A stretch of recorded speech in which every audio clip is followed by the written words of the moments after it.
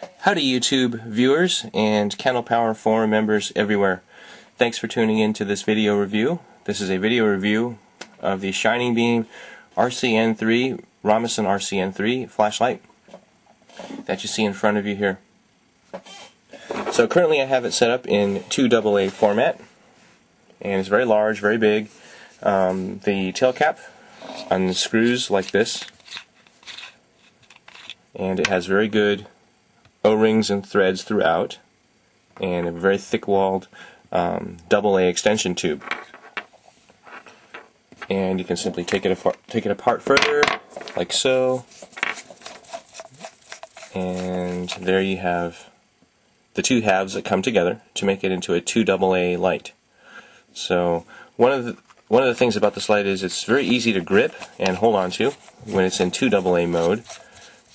I kind of wish they took this knurled surface and extended it all the way out rather than having it step down so aggressively here. I'm not sure why they did that, but still, it's easy to hold on to and no problem at all. So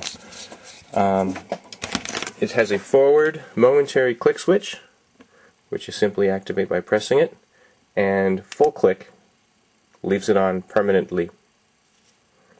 And again, it's very nice, comfortable light to hold, easy to use. You can do a cigar hold with it, although it's kind of big for that, I think. But it certainly can work.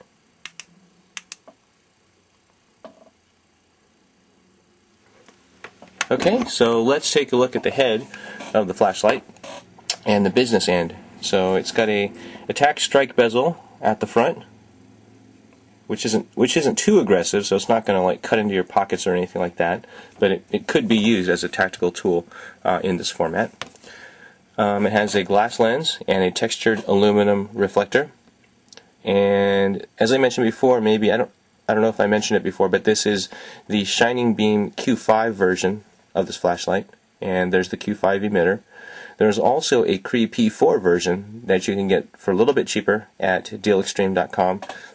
And I chose the Shining Beam version because I wanted the brighter output out of the front. So to take the head off, you simply unscrew it like so, and it comes right off.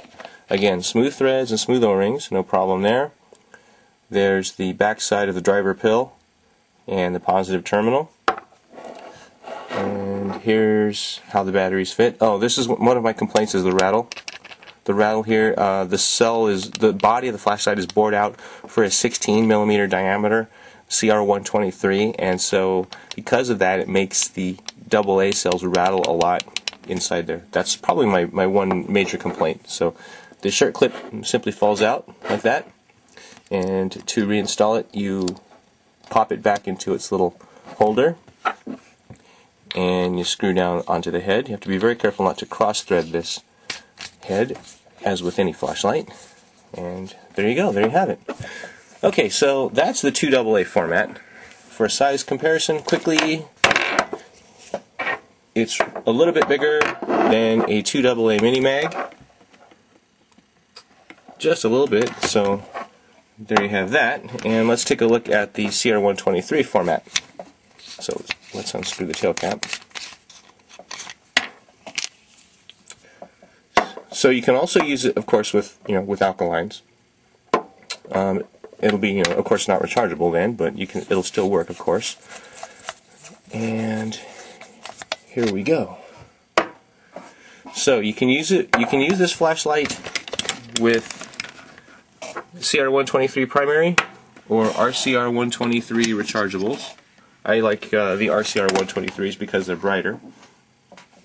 Although they run for a shorter amount of time, I simply carry spare backup cells in my pack. So it fits really tight and really snug in the body, so there's not a lot of cell rattle.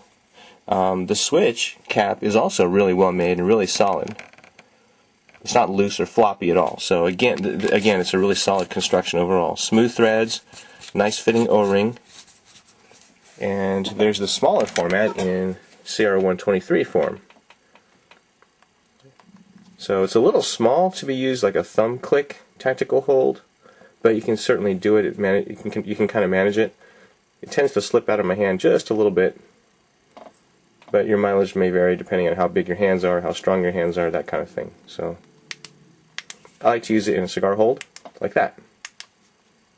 It's kind of like a poor man's Surefire E1B without the low mode. If they made a low mode on this light, it would be an absolute killer, I think. So there you have it. Let's go over to the white wall and do some beam shots. This is the RC-C3 on the right, and here's the RC-N3 on the left. Equal distant from the wall. Whoopsie, there you go.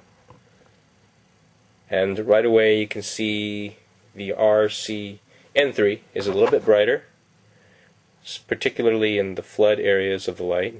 My camera, I have to realize my camera is an autofocus mini DV, so camcorder, so it's kind of trying to equalize some of the light differences that you see here. So here's the RC-N3 by itself. A little bit of Cree rings. The Cree rings in real life are not quite as pronounced as you see there in my camera, but it's probably still a good thing for you guys to see here. And the flood out to the side is pretty smooth. So, and we're going to bring in the RC-N3, RC-C3, I should say. And right away you can see a slight color difference between the two. The RC-N3 is a little bit more yellow color, and the RC-C3 is a little bit more blue color to it. So that's probably a primary difference between the Cree Q5 and the Cree P4 emitter. Here again is the RC-N3, and on the right is a Cree P4 Deal Extreme 6090 module. So let's hide the RC-N3. Right away you can see the Cree rings again, and this is a P4 emitter driven with a pair of RCR123 cells. And here's the Q5 emitter driven with a single RCR123 cell. So the two are very close. Again, you're seeing I don't know if you can tell, but it's a slight blue, very slight blue tint to the P4 versus the Q5, which is slightly more yellow, a slightly warmer tint. But the light beams themselves are very close.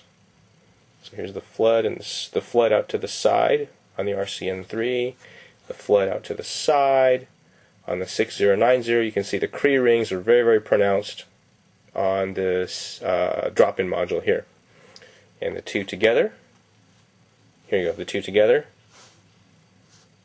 both are very good lights for the money, I think. So there's my RC-C3 P4 emitter, and there's the RC-N3-Q5.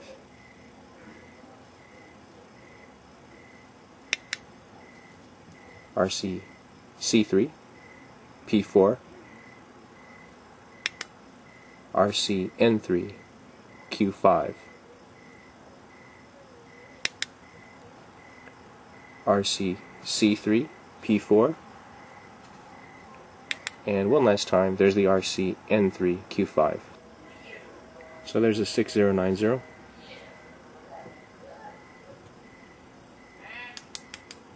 and there's the RC-N3. 6090, and there's the RC-N3. Okay, so there's the Surefire 6P with Deal Extreme 11836, and there's the RC-N3-Q5.